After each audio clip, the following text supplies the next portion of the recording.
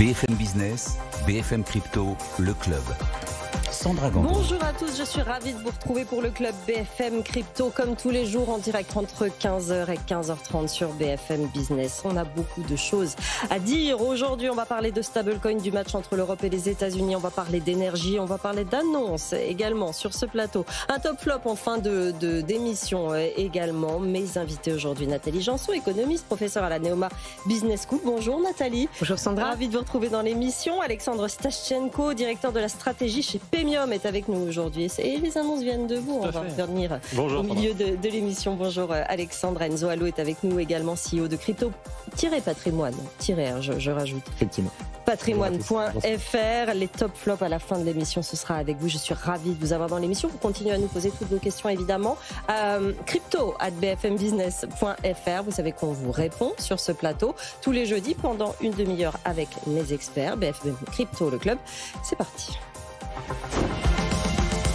Nathalie Janson, je commence par vous. Merci. Était très dynamique sur les stablecoins. On en a parlé sur cette antenne le matin, notamment avec Hubert de Vauplane, la réglementation aux États-Unis, le Genius Act sur les stablecoins, toute une série de réglementations qui est entrée en vigueur pendant cette Crypto Week. Donald Trump, grâce à ces stablecoins, veut renforcer le dollar et ça plaît pas à tout le monde. Ça fait peur même, notamment en Europe.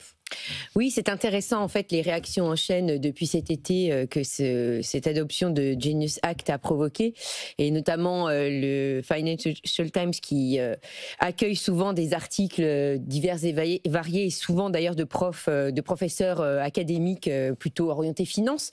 Et là, il y avait un petit florilège ces jours derniers qui était assez intéressant sur les points de vue différents selon leur perspective et là d'où ils viennent en fait. Et notamment, il y avait un article d'un académique qui s'appelle Prasad, qui est de Cornell University. Et ce matin même, donc un article de Jean Tirole, pareil, sur le même sujet. Et c'était frappant, j'ai trouvé le discours différent.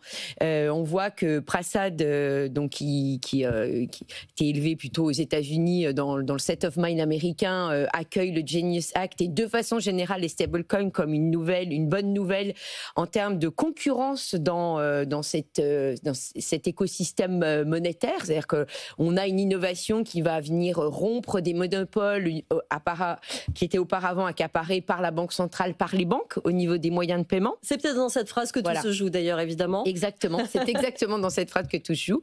Et donc il dit, voilà, ça ouvre le marché, d'autres perspectives, on a donc des stablecoins qui sont nés, mais c'est un début et non pas une fin. Et c'est ça qui est très intéressant, parce que tout de suite il dit, mais en fait les banques vont pas laisser passer le train, forcément elles vont répondre, et notamment la tokenisation des dépôts. Et c'est vrai que si on pense à des dépôts tokenisés par rapport à des stablecoins, ça avait déjà été discuté sur le plateau auparavant, je me rappelle notamment avec Hubert de Vauplane, j'avais eu l'occasion de discuter avec lui. C'est vrai qu'un stablecoin c'est coûteux à gérer, parce que c'est 100% de réserve, versus un dépôt tokenisé qui lui est à réserve fractionnaire, donc on a moins besoin de mobiliser de réserve, donc il est moins cher à gérer. Et c'est vrai qu'on se dit qu'après tout, les consommateurs, les banques auront peut-être un avantage aussi à poursuivre. Donc ça, on voit bien qu'il y a quand même eu cette perspective plutôt positive pour la dynamique du système. Mais d'un autre côté, les stablecoins version Europe, on voit avec la version Jean Tirole ce matin, eh bien tout de suite, oui, on va avoir des potentiels bank run, il peut y avoir des problèmes sur la liquidité, et on joue sur les peurs. Et c'est effectivement intéressant de voir qu'il accentue sur cette thématique, alors que pour le moment, alors évidemment, les stablecoins ont accéléré leur progression récemment, mais enfin bon, jusqu'à maintenant, je dirais que les incidents, c'est ça qui est intéressant, c'est que les incidents de marché qu'on a pu constatés n'ont pas provoqué de chute, c'est-à-dire que le seul auquel on peut se référer comme chute, c'était à l'époque celui qui était algorithmique, c'était Terra Luna, mais ça n'a rien à voir avec un stablecoin version Tether Circle avec 100% de réserve en monnaie fiat. Il y a vu la panique bancaire en 2023 où ça avait généré par effet de contagion des craintes sur les banques. Et ce qui est intéressant, c'est qu'il y avait aussi un effet contagion à juste titre sur Circle et pas du tout sur Tether.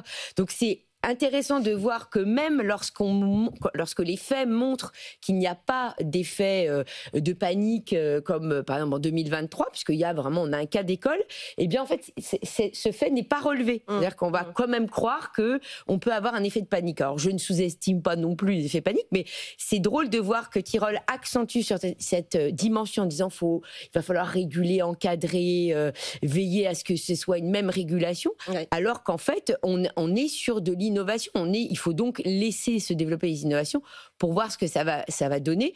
Et d'ailleurs, à ce titre, c'est aussi drôle dans l'enchaînement de la concurrence, c'est que là, visiblement, la BCE, qui effectivement est un peu en reste, en se disant, oh là là, le Genius Act accélère le processus, mais nous, notre euro digital, il est quand même un peu lent à se mettre en place. Et là, ils parlent donc de ne plus faire leur propre blockchain, mais de le faire sur une publique, oui. Ce qui est quand même incroyable. Mais ceci dit, il y avait eu des petites comme ça, des petites graines qui avaient été semées, parce que je me rappelle avoir entendu Cipollone à une conférence qui disait oui, alors c'est vrai que le choix de la construction de la blockchain, c'est quand même problématique, parce que en fait, si elle n'est pas vraiment au top, ou en tout cas, ça se fait vite dépasser, bah en fait, il avait compris qu'on pouvait devenir vite has-been. Et c'est intéressant qu'ils se rendent compte qu'effectivement, prendre une blockchain qui est continuellement mise à jour peut être une bonne idée, parce qu'effectivement, ils ne seront pas, enfin, si jamais ça marche, ils ne seront pas has-been technologiquement. Est-ce que ça change quelque chose, cette annonce, justement, d'un euro numérique basé sur Ether ou Solana, une blockchain publique qui serait sortie plus tôt, parce que ça y est, on a un calendrier, ce serait 2027 a priori. Oui. Est-ce que ça change quelque chose dans votre vision des choses, Alexandre Sachenko? Est-ce que c'est quand même un pas vers une modernité, un pas vers un peu l'innovation? Est-ce que c'est mieux que ce qui était proposé avant? Moi, je dirais l'inverse. Après, j'ai un avis très critique là-dessus, chacun le sait. Je dirais que, alors, numéro un, ce que c'est drôle que Jean Tirole remarque les effets de cascade potentiels, si jamais peut-être il y avait une panique, etc. L'euro numérique est designé pour créer des bank runs. Et là, pour le coup, il n'y a plus personne pour dire non, mais peut-être qu'on aura un bank run, puisqu'on le rappelle, si on fournit aux citoyens, supposons que ça marche, mais si on fournit aux citoyens un équivalent de la monnaie centrale, je n'ai plus aucun intérêt à garder mon argent à la banque. Donc c'est littéralement designé pour créer des bank runs. Mais là, il ne dit pas attention, ça va créer des bank runs. Donc c'est un peu confusant. La deuxième chose, c'est que non, moi, quand j'entends la Banque Centrale Européenne qui dit on va peut-être faire du Solana pour notre euro numérique, je rajoute un autre terme négatif à tous ceux que j'avais déjà avant. En fait, c'est une blague. C'est là, je pense qu'à la fin, de façon très sérieuse, j'aimerais qu'on fasse les comptes de combien ça nous aura coûté tout ça. Parce que ça fait des années qu'on est nombreux à dire, en fait, si vous voulez faire un euro numérique, vous avez juste à faire un stablecoin. Ça prend à peu près 20 secondes à faire sur Ethereum. Vous faites un stablecoin, vous laissez le marché privé le faire, ça vous permet d'exporter votre dette, etc. En gros, tout ce que font les Américains. Oui. Et qu'on nous a dit non, mais c'est nul. On va faire un euro numérique. 10 ans de commission dans tous les sens, de groupes de travail, de machin, tout ça pour arriver à... mais on va peut-être aller sur Solana, qui est littéralement une blockchain où il y a 4 VC qui détiennent 60% du capital. Enfin, c'est n'importe quoi. Est-ce que les banques elles-mêmes n'ont pas l'opportunité, la possibilité, je connais la réponse à l'avance, mais elles-mêmes toutes seules, c'est-à-dire chacune individuellement, de sortir leur stablecoin en euros, par exemple? Il y en a qui ont commencé à le faire, mais c'est très petit comme initiative. Oui, parce que pour le moment, le stablecoin tel qu'on le connaît, en tout cas sa progression, elle est beaucoup plus liée au rôle international de la monnaie. C'est les échanges transfrontaliers exactement, notamment. Que des usages nationaux. Enfin, donc, on en revient toujours à la même chose. Je veux dire, je suis désolée pour la BCE, Madame Lagarde, et pour Jean Tirole, mais l'euro n'est pas une monnaie internationale dans cette dimension. Ouais. Et donc, effectivement, pour le moment, on voit bien qu'il y a peu d'appétence pour essayer de développer quelque chose qui marche. En revanche, on pourrait faire le raisonnement dans le sens inverse. C'est toujours le problème de la fée de la poule, c'est que dans un monde parallèle, alors très très parallèle, hein, vraiment un peu distant, si jamais on avait eu des stablecoins euros avant les stablecoins américains, là il y avait l'occasion de devenir une monnaie internationale, parce qu'effectivement, certes je suis en dollars, mais mes frais de transaction c'est 5%, ça prend 3 jours ouvrés, et je suis en euros qui est quand même une bonne monnaie, moins mauvaise en tout cas que beaucoup d'autres, et ça prend 10 secondes, là il y avait moyen d'attirer énormément de monde sur l'euro. S'ils avaient été les premiers, on a loupé, les premiers. Non seulement on l'a loupé, mais en plus on l'a quasiment interdit dans MiCA, je tiens à le repréciser. Mais c'est vrai que ça aurait été une proposition de valeur qui aurait peut-être pu changer. Mais maintenant, avec jeu. 99% de dollars, l'effet de réseau, il est tel que c'est très difficile. Ça y est, c'est trop tard. Enzo, un avis? Je pense que oui, il y a quand même un point sur lequel ils essayent de jouer, c'est de montrer un peu de la transparence, que beaucoup de questions étaient posées sur l'opacité qu'allait avoir cet euro numérique. Peut-être qu'un des choix où ils se sont dit, on va essayer d'aller dire que pour faire qu'une adoption soit un peu plus forte, on va mettre ça sur une blockchain publique. En revanche, comme le dit Alexandre, Solana, ça bug quand même assez régulièrement, c'est assez concentré. Je pense pas que ce soit une bonne solution non plus. Et puis, pour le coup, ils auraient pu le faire bien avant. Donc, je rejoins les avis qui sont... Nathalie, est-ce que ça pénalise, ou en tout cas, est-ce que ça inquiète autant la Chine, la Russie, par exemple, ce développement des stablecoins aux États-Unis, pour leur monnaie? Alors, pas autant, parce qu'en fait, ils sont sur une logique qui est un petit peu différente. Bon, déjà, la Chine, effectivement, malgré tout, a quand même un système de paiement intérieur qui ils ont vraiment mis les moyens pour le rendre efficace. Et effectivement, il est relativement efficace aujourd'hui. Et puis, il est intégré. Et il est très intégré, tout à fait. Il est, alors là, pour le coup, comme ils sont venus après nous, je veux dire, ils ont accéléré des phases de développement. Donc, en fait, ils sont allés directement. Faut leur rendre, effectivement, parfois des quand honneurs. Ils s'y mettent, c'est efficace, hein, c'est clair. Ils sont venus ils ont vraiment adopté la technologie. Donc c'est vrai que quand vous allez en Chine, vous n'avez plus besoin d'argent liquide. Enfin, les paiements sont très intégrés. En fait, eux, ce qu'ils essayent de faire, c'est ils essayent de jouer sur le paiement transfrontalier, mais effectivement sur un réseau concurrent, ce qui peut effectivement, pourquoi pas, s'entendre. Bon, moi, je pense que ça réussira assez peu, puisqu'en fait, ils vont aller sur des pays qui ont intérêt à ne pas jouer dans la cour des Américains. Donc là, ils jouent la carte géopolitique. Généralement, ça, c'est les pays sous embargo. Et la Chine et la Russie ont développé un modèle de transaction bien dédié entre eux. Quand SWIFT a été interdit aux Russes, quand la guerre a été déclarée. Ça leur a permis de trouver autre chose. Donc, ils ont une solution de repli. Il en existe effectivement des dizaines. On n'a pas fini d'en parler, mais effectivement, on a l'impression que d'un côté se joue l'innovation, que tout est possible et que nous, on freine des quatre fers. C'est pas la première fois qu'on a cette conversation sur la monnaie, Nathalie. Eh bien non, j'espère que ça va quand même... oui, c'est vrai. Mais j'espère que ça va quand même évoluer dans l'année. Les choses vont très vite en ce moment. Je vous regarde, Alexandre, parce que BFM Crypto, que vous êtes venu, vous avez des annonces, vous avez des ambitions surtout. Qu'est-ce que vous êtes venu annoncer aujourd'hui ? Alors, je suis venu annoncer que je portais ma candidature aux législatives, partielle de Paris, donc deuxième circonscription. Donc, c'est une législative partielle qui a lieu parce qu'il y a eu 3 députés cet été qui se sont vus retirer leur mandat, notamment pour des questions qui sont très connexes à Bitcoin, puisque pour certains, c'est le fait qu'ils n'avaient pas de compte bancaire et n'arrivaient pas à l'ouvrir. Les banques ne voulaient pas leur ouvrir de compte. Donc, ça résonne quand même pas mal avec le sujet Bitcoin. Et en fait, ce qu'on a envie de porter avec Aurore Galvez, donc, qui est la suppléante, qui elle s'était déjà présentée d'ailleurs en Isère aux législatives l'an dernier, c'est 3 thèmes majeurs qu'on estime être assez ignorés ou maltraités dans le débat public.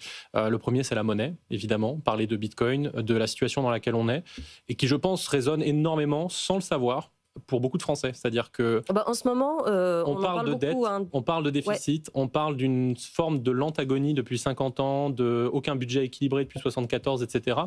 Peut-être qu'il y a un éléphant dans la pièce dont on parle très peu, qui est le système monétaire. Et donc, je pense que ça vaut le coup, en particulier dans la période actuelle, d'éduquer sur ce sujet-là, d'en parler, et puis surtout de faire comprendre qu'il existe des alternatives. Et évidemment, Bitcoin fera partie de la discussion. Mais il y a 2 autres sujets qui sont tout aussi importants, celui des libertés fondamentales, des libertés individuelle et de l'intégrité numérique. Je pense notamment à ce qui va nous arriver en Europe en octobre, puisque nous avons la présidence danoise de l'Union européenne qui a remis sur la table le projet de règlement Chat Control et qui donc se cache derrière des motivations supposées être gentilles pour en fait imposer une surveillance généralisée de toutes les communications de tous les Européens sur tous les dispositifs, ce qui me semble être quand même une frontière. Une fois qu'on a passé cette frontière-là, je veux dire, même la Stasi n'avait pas ce genre de moyens et pourtant on n'était pas spécialement en démocratie. Donc là, c'est quelque chose qui me semble assez urgent, assez inquiétant et qui, pareil, semble absent quand même pas mal du débat public.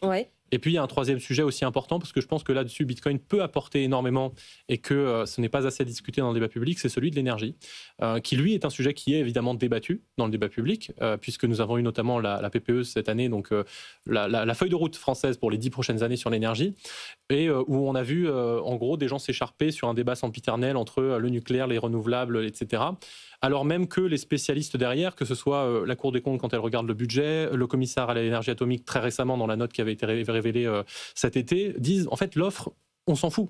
On a déjà pléthore d'offres. On ne sait pas quoi faire de notre électricité. On exporte déjà tout ce qu'on peut.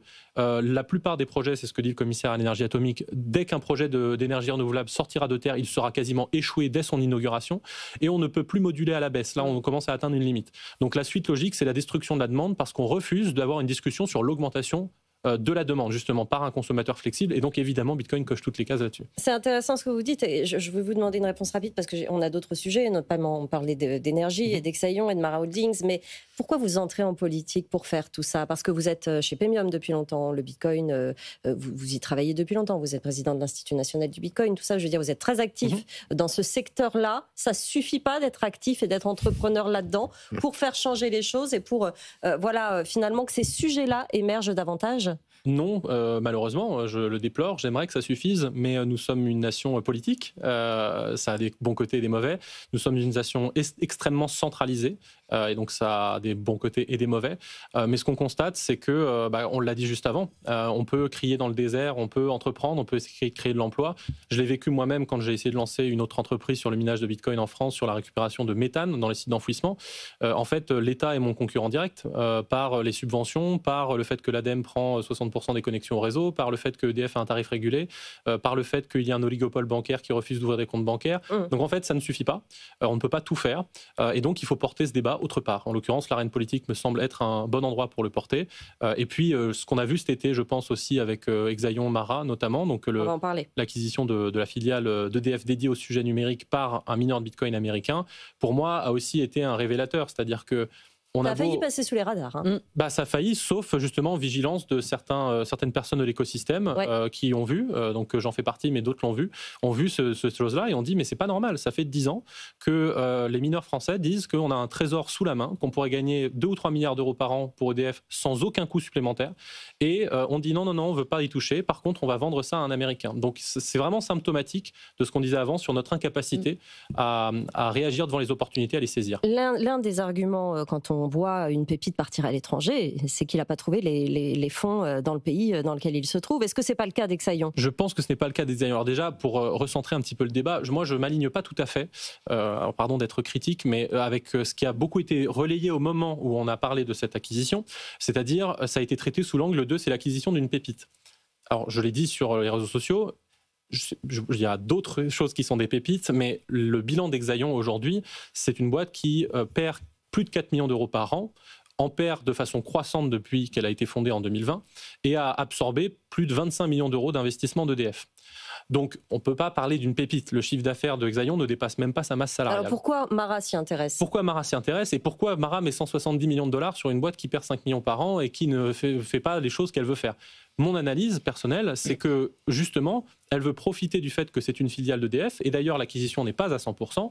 Elle laisse 25% à terme à EDF, ce qui fait qu'il y a un conflit d'intérêts. EDF, et donc, si jamais EDF fait du minage, ils seront intéressés à le faire dans cette boîte qui est détenue à 75% par Mara. Oui. Et ils le font pour une raison qui est un tout petit peu technique, mais sur lequel justement j'aimerais proposer des évolutions pour le débat énergétique en France. En gros, en France, dans la théorie, on devrait pouvoir se brancher au réseau et dire je consomme les excédents. La problématique, c'est que le marché de l'électricité n'est pas dynamique. C'est-à-dire que, par exemple, notamment sur les taxes, il y a une taxe qu'on appelle le TURP, donc qui est l'utilisation du réseau public d'électricité. Elle est harmonisée sur tout le temps. Donc en fait, s'il y a un déficit de demande, eh bien on paye quand même plein pot la taxe. Donc ça n'a pas de sens, ce qui fait que du coup, vu qu'on paye plein pot la taxe, on a beau avoir un excédent, personne consomme. Donc il y a une taxe, on est content, mais du coup l'État n'a pas de recettes, EDF ne vend pas et personne produit. Donc ce qu'on pourrait faire, la seule façon d'éviter cela, c'est quoi? C'est de ne pas utiliser le réseau public. Donc c'est quoi? C'est de se mettre au cul des centrales. Les seuls qui peuvent aller au cul d'une centrale nucléaire, c'est EDF. Donc, en mettant un pied chez EDF, a priori, Mara a compris comment détourner ce problème de fiscalité. Donc, il y a une façon très simple. Déjà, coller au discours de Mara, qui nous annonce sur tous les tons qu'il ne veut faire que de l'IA. Très bien. Eh bien, alors, si on baisse la fiscalité sur les périodes excédentaires, c'est donc qu'on ne fait pas perdre de recettes à l'État puisqu'il ne vendait pas, qu'on fait gagner de l'argent à EDF, qu'on baisse la facture d'électricité française puisque les coûts fixes sont mieux amortis sur plus de ventes, qu'on décarbone le grid, qu'on le stabilise, le tout en profitant à l'écosystème français, ça ne les gênera pas puisqu'ils sont là pour faire de l'IA. Donc si on veut continuer cette acquisition, pas de problème. problème. Mais dans ce cas-là, moi, ce que je propose, c'est qu'on adapte cette fiscalité du TURP pour que les mineurs français puissent se connecter et eux-mêmes dynamiser le réseau et baisser la facture de tout le monde. À la fin, c'est quand même ça qui se passe. Très vite, le minage, Bitcoin, vous en avez parlé, vous avez essayé de faire monter le sujet dans les prochains mois en vous présentant. Le minage en France, dans 2027, ça fera partie des sujets où vous pensez que c'est trop tôt ou que ça passera pas par là forcément? J'espère que ça le sera avant. On a déjà vu cette année que c'est dans ça a un an et été... demi. Mais c'est déjà un sujet cette année. On a déjà discuté sur ce plateau du fait que certains partis politiques s'en étaient emparés, avaient fait des propositions de loi, des amendements, etc. Je pense que certains autres partis et d'autres mouvements peuvent s'y intéresser. J'étais la semaine dernière aux universités d'été de demain pour essayer d'aller parler plutôt à des gens moins alignés avec le Rassemblement national, on va dire, sur ces sujets-là, parce qu'il ne faudrait pas que ce soit justement accaparé par un camp politique. Pour le moment, c'est très à l'extrême droite. Parce que pour le moment, c'est accaparé et que si on laisse cet accaparement se faire, eh bien, ça va devenir politisé, ça veut dire marqué à droite. Donc, comme c'est un sujet qui est littéralement gagnant pour tout le monde, ce serait dommage d'en faire perdre tous les Français parce qu'il y aurait des querelles politiciennes qui viendraient dire oui, mais monsieur Midul l'a dit il y a un an que. Donc, ce que j'essaye de faire aussi, c'est de montrer que c'est un sujet qui touche tout le monde, qui n'a pas de marqueur politique particulier et encore moins à l'extrême droite. Donc, c'est pour ça que je parle aussi de liberté fondamentale, de monnaie, d'inflation, etc. Et que le minage de Bitcoin, qui à mon sens est déjà rentré dans le débat public, là, on a le décret d'application de la PPE, on ne sait pas s'il va sortir avant ou après le vote de confiance, mais dans l'idéal, il faudrait pouvoir l'inclure dès ce moment-là et pas attendre 2027. Nathalie Janson, ça pose un peu la question, et on parlait d'innovation tout à l'heure, mais de la position de l'État sur les activités stratégiques dans des domaines émergents, des domaines que tout le monde ne comprend pas. Voilà. Là, on est quand même sur des questions essentielles. On sait, nous, que ça va être essentiel et que ça pourrait régler beaucoup de problèmes. On a l'impression que l'État, l'Europe, la France a du mal à se positionner et à faire des actions très concrètes, justement, sur ces opérations-là. Oui, je pense que dans le cas, en tout cas, de la France et voilà, spécifiquement sur cette affaire d'électricité et de surplus, je pense que là, on a vraiment l'incapacité de l'État parfois à comprendre l'innovation. C'est souvent ce qui est d'ailleurs mis au centre des analyses de ceux qui pensent que l'État n'est pas très bon dans cette gestion, parce que justement, il a cette incapacité il n'a pas d'intuition par rapport à ce qui va se faire, ce qui est normal. Il n'y a pas de vision. Voilà, parce qu'il n'y a pas de vision, parce qu'en fait, il faut être entrepreneur pour pouvoir expérimenter et tenter. Et là, on voit effectivement, puis après, je pense qu'il s'est rajouté aussi un dogmatisme, je pense que c'est moins qu'on puisse dire, c'est-à-dire une fois qu'on a éventuellement essayé de montrer qu'ils avaient peut-être tort, mais là, vous prenez de front l'idée que non, mais moi je sais. En fait, c'est une espèce de conviction qu'en fait on a ce qu'on appelle la prétention du savoir, il y a un beau livre qui a été écrit par un libéral qui s'appelle Hayek, où c'est ça, en fait, c'est la prétention de l'ingénieur qui ne supporte pas qu'en fait quelqu'un lui montre que peut-être éventuellement il a tort, et donc il va s'enfoncer dans sa mauvaise réponse, mais parce qu'il ne veut pas remettre en cause ce qu'il sait. Et ça, c'est quand même par contre très dommage. Alexandre, juste un mot pour rappeler ça, effectivement, parce que vous parlez de dogmatisme. Rappelons qu'en 2017, il y a eu un appel d'offres au sein d'EDF pour miner sur une capacité excédentaire à titre d'expérimentation. Que cet appel d'offres a été annulé pour des raisons politiques, alors que si on avait miné sur ce seul petit conteneur, on aurait pu faire depuis 2017 entre 4 et 14 milliards d'euros. Donc c'est quand même 1/10 de la dette d'EDF, c'est pas négligeable. Mais maintenant, on vend aux Américains parce qu'on n'a pas su faire un appel d'offres en 2017. Oui, mais c'était 2017, c'était 8 ans. Les esprits ont quand même bien évolué sur le minage, sur les cryptos. De manière générale, il faudrait peut-être recommencer aujourd'hui ce genre d'opération. En dehors des sujets Bitcoin et crypto, il faut que la France arrête cette posture dans laquelle on dit qu'on va investir un sujet à partir du moment où il n'est plus risqué. Par définition, on investit dans des trucs risqués. Par définition. Donc en fait, si on se dit on attend de voir ce que les autres font et une fois qu'ils y sont tous, on y va, comme on le fait sur l'IA, comme on le fait sur plein d'autres choses, ça ne marche pas, ce n'est pas possible. C'est tout l'objet de notre discussion aujourd'hui. Oui, c'était cohérent. Très clairement. On termine, parce qu'il nous reste 4 minutes sur les tops et les flops d'Enzo. Allô, on commence par votre top 3, Enzo. Alors sur les top 3, cette semaine, on retrouve en numéro 3 Story, donc plus 36% sur 7 jours, qui est une blockchain dédiée à la propriété intellectuelle, donc, basée sur des smart contracts. On retrouve ensuite Pi Network, 48%. Alors attention, pas Pi, P-I-E, celui qu'on n'aime pas voir, mais Pi, alors qui n'est pas spécialement mieux, mais toujours un peu plus intéressant. P-Y-T-H, c'est un système d'oracle. Alors pour ceux qui découvrent un petit peu ce que c'est ce qui va faire fonctionner un petit peu les smart contracts sur les déclenchements à partir de données réelles. Donc voilà, les oracles sont un petit peu incontournables si on veut pouvoir faire continuer de grossir cet écosystème lié au smart contract. Et en premier, on retrouve Chronos avec le token CRO, plus 78% sur les 7 derniers jours. C'est une banque donc Web3. Attention, j'ai fait des tests la semaine dernière. Pour une seule transaction de 10 000 euros, pratiquement, c'est 300 euros de frais de transaction que vous allez avoir sur donc, la blockchain Chronos, qui a sa plateforme qui est crypto.com, qui est quand même une des plus connues. Ouais. Donc, c'est des frais de transaction énormes, en sachant que c'est marqué 0 frais dessus. Donc, ils prennent un spread qui est gigantissime. Donc, absolument à fuir. Peut-être que la BCE va vouloir faire son euro numérique aussi. On ne sait pas. J'imagine. Les flops. Alors, sur les flops, cette fois-ci, on retrouve Pendle, moins 15% sur 7 jours. C'est un protocole de finance décentralisé qui propose du lending. 7e protocole en termes de value lock sur la blockchain. Donc, bon, c'est intéressant. Je pense que c'est temporaire. En deuxième, là, attention, on retrouve Fartcoin. Donc, littéralement, le jeton prout qui est un même coin balancé sur Solana en octobre 2024. Tenez-vous, voilà. Levez-vous bien quand même, 650 millions de valorisation. On est sur le top 100 des plus grandes capitalisations boursières. Donc le coin Prout, 650 millions de valorisation. Depuis sa création, c'est 1 500 000% de performance. Ouais. Donc voilà, on n'est pas choqué de voir ça. Et en premier, donc du flop, Aerodrome Finance, plateforme d'échange décentralisée qui combine plusieurs AMM, donc des automated market makers, pour ceux qui découvrent ça. Mais en fait, dans les marchés traditionnels, on a des carnets d'ordre qui permettent de mettre en face les vendeurs et les acheteurs. Dans la blockchain, on a ce qu'on appelle donc des AMM, automated market makers, qui est un algorithme de pricing. Celui-ci est un petit peu novateur puisqu'il regroupe 5 ou 6 AMM de AV, de Lido, de plusieurs. Et donc, voilà, propose tout ça. Moins 16% sur la semaine. Un petit commentaire, Alexandre, sur ces tops et ces flops? On découvre toujours des choses joyeuses. C'est la beauté du marché. En revanche, de façon plus sérieuse et en 20 secondes, c'est une des raisons pour lesquelles la première bataille culturelle, c'est de faire comprendre que le sujet Bitcoin n'est pas le sujet crypto. Clairement. Parce que sinon, on passe notre temps à devoir justifier que Bitcoin n'est pas un cousin de Fartcoin. Et donc, en fait, on perd du temps pendant ce temps-là. C'est-à-dire qu'on le disait tout à l'heure, la Chine, la Russie qui échangent en Bitcoin, les États-Unis font des réserves.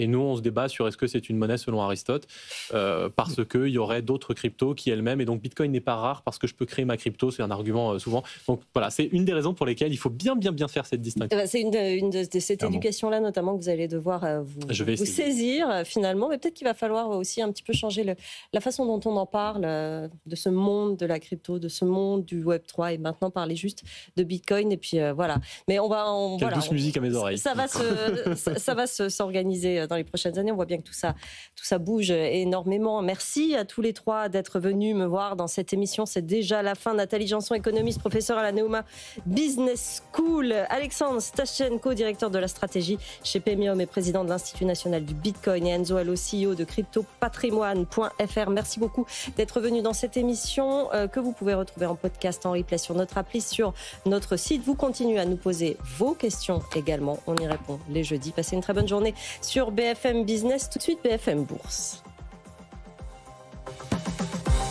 BFM Business, BFM Crypto, le club.